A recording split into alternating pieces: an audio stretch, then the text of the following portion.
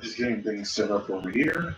I think I might just wear like a blue freaking like a blue one for Smackdown and a red one for Raw or some shit like that, or just the same thing. I don't really know. Yeah, it's gonna be interesting this week here. I'm not sure I gotta put this damn thing on really.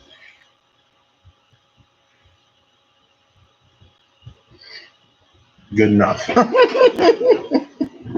Wear that shit like it is. That's cool. It distracts me. There we go. So rate the booking for SmackDown Live. First of all, I gotta say the promo segment with AJ Styles and Daniel Bryan was fantastic. A lot of intensity. There was everything I felt from them was real. Real, and it was very well done. That's all I got to say. I don't want to say too much about it. Very well done by those two, for sure. The stuff with Miz and Morrison was done to make them seem like immature teenagers, and it worked well because they were acting like freaking like mean boys instead of mean girls. It was really pranktastic, whatever we want to say. Jeff Hardy's promo was stiff as usual. Otis taking the crown from Corbin. We'll talk about that in a second. But yeah, so there you go. That's the segment stuff there. So let's go down with the booking of the matches. Now, well, they did on the stuff. Okay, here we go. So we have Otis versus King Corbin.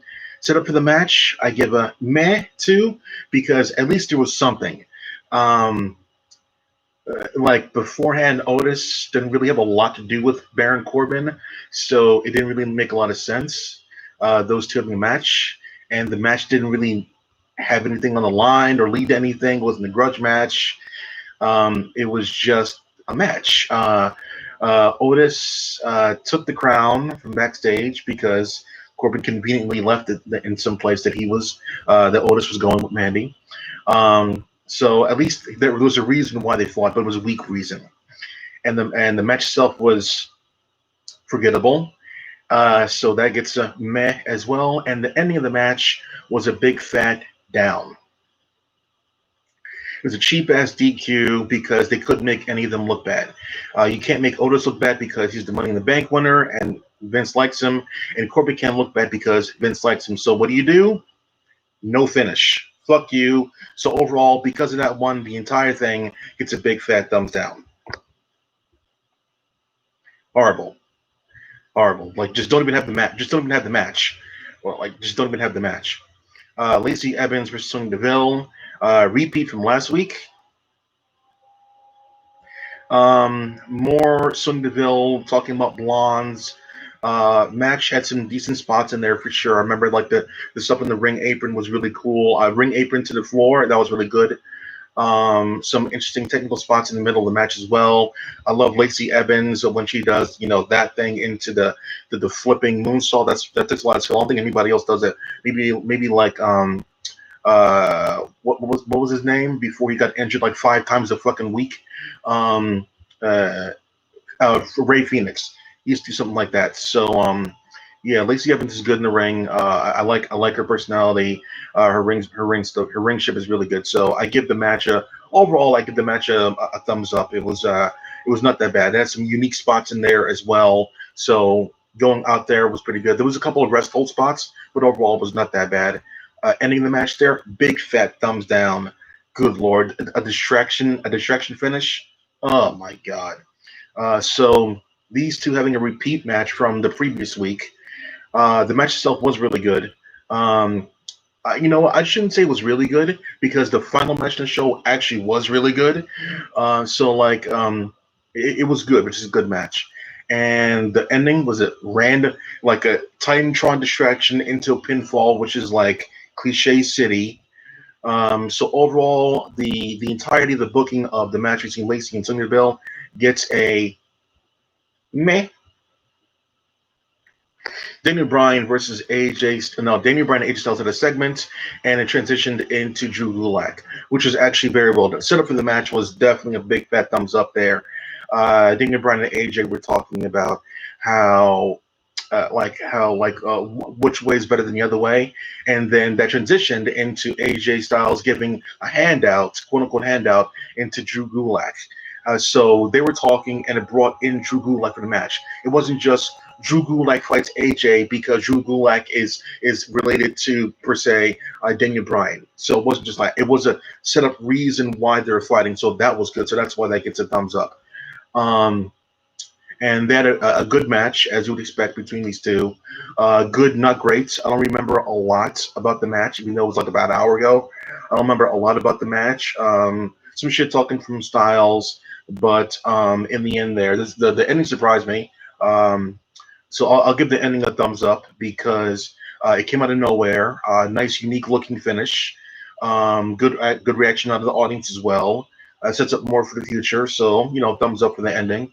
So with all that there, this one gets a thumbs up in my book. Drew Gulak versus AJ Styles.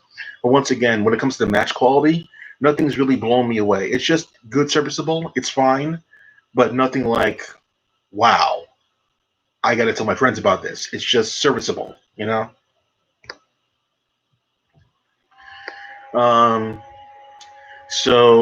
yeah, the Braun Strowman looked in a van thing. I got a chuckle out of that one. I'm not gonna lie, it was pretty funny. Like you can't get me, you. Okay, so women's tag team match, tag team title match. There was a reason for that because what happened last week. So that was good. So set up for the match gets a thumbs up. The match itself gets another thumbs up because um, there was a lot of switching and counters, reversals, pulling the opponent away there, dragging them away. Some great close-up shots of the illegal wrestlers on the ropes there, like talking shit and giving directions and stuff like that. Great camera angle work when it comes to the high spots as well. The intensity with the both teams is very very well done. Definitely felt like a story driven match. Definitely a story driven match for sure. A lot of intensity from both people there. Alexa was taunting Sasha Banks. Sasha Banks was taunting Alexa. Bayley was talking trash to Nikki Cross, etc., etc. There's a lot of animosity with this team, and I really really like that. So that's why that match gets I'll give it a double thumbs up for that one because it's the story. But for putting it in there, double thumbs up there. Good story elements with this too. Not only did you have new moves from these girls, they were all executed well, no sloppy stuff. And like I said, a lot of story intensity from both of them. You can actually feel that these two teams hate each other, and that's hard to do. And really, really hate each other. With Mandy Rose, sorry, with Sonya Deville and her hatred of blondes, it feels manufactured, like someone's forcing her to do so. It doesn't feel like that character hates every single blonde. But when it comes to crisscross, if you will, blitzcross, and Bailey and Sasha, it feels like these teams don't like each other at all, and they talk so much smack there, like bring her to me. I want that's the kind of intensity I like to see in a story based match there, and a big surprise at the end as well. We got new tag team champions, so their celebration was pretty epic looking. Sasha Banks fell over herself there, and she was bragging about the championship and whatnot there. Bayley was talking about how it's so heavy, holding two titles at once. Them getting on the announce desk and just bragging it up there. That was a good ass celebration right there. That was good stuff there.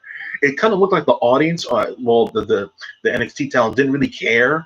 They popped for the new champions, but after it was over, I was looking at the crowd, and it looked like a majority of them didn't care. Especially when you look at Dakota Kai and Raquel Gonzalez, the Shawn Michaels and Diesel of the NXT crew. They didn't care. A lot of them in the crowd didn't care. It didn't arms folded, not really emoting any reactions to it. But I liked it. I liked their passion when they won championships. It was really, really, really good. It's been a while. I think it's been since the previous WrestleMania when they didn't have the 10 champions. So to give it back to them, The first chance to get the championship shot, they got the championships back. So that was good as well. So overall, I give the setup, the match itself, and the ending of the match there. I'll give you a double thumbs up because it was a great job. We know why they're fighting. The match itself there, you expected them to talk a lot of shit and do some crazy things in the match. That the ending was really good too. I love the look on Sasha's face when she had Nikki Cross in the bank statement, and the look in Sasha's face when she saw Alexa Bliss about to interfere. Like you see her like eyes like get more and more big over, and when you see like kind of leaning back a little bit more. I thought that was very very well done. I mean, like the intensity match was very well done. Is this match better than the Impact tag team match I saw? No, I had to think a little bit for that one because like that Impact match this past week there was like a lot of counter, like good smack talking, good wrestling. Definitely the one from Impact had more dangerous spots put in there, but not a lot of danger, but just like more dangerous spots. But both of them are double thumbs up when it comes to like delivering what you want out of a match, and a nice little ending for the match itself. It doesn't really set up a lot there, but of course you know that Blitz Cross will want their rematch for the tag team championships. That goes without saying. But overall, it was a definitely deserved to be the final match in the show. Thank goodness it was there. And who was the tag team? Oh yeah. Just Braun Strowman was playing around back then with Miz and Morrison. Hey ho glasses. So overall, yeah, it was definitely a good match there. I didn't feel like fast forwarding a lot in this tag team match there because of the drama and the tension between the tag teams. I mean, like, I'm like, look at me, I'm sitting here, they're talking about 5 minutes or so of the tag team match, and I barely even touched about on the other ones. That's how good this match was. So, and I rarely ever talk about, like, in WWE at least, their women's tag team championship matches actually being very, very good. And this is one of the better ones that people should see for sure.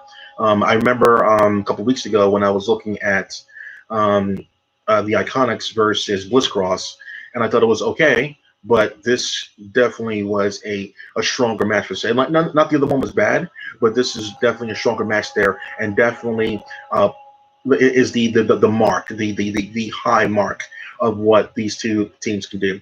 I could absolutely seen like this match been on pay-per-view. It was that good. I can definitely see this match being on a pay-per-view. It was definitely pay-per-view level caliber stuff there with these two teams. So definitely, that's it for now. Clack off.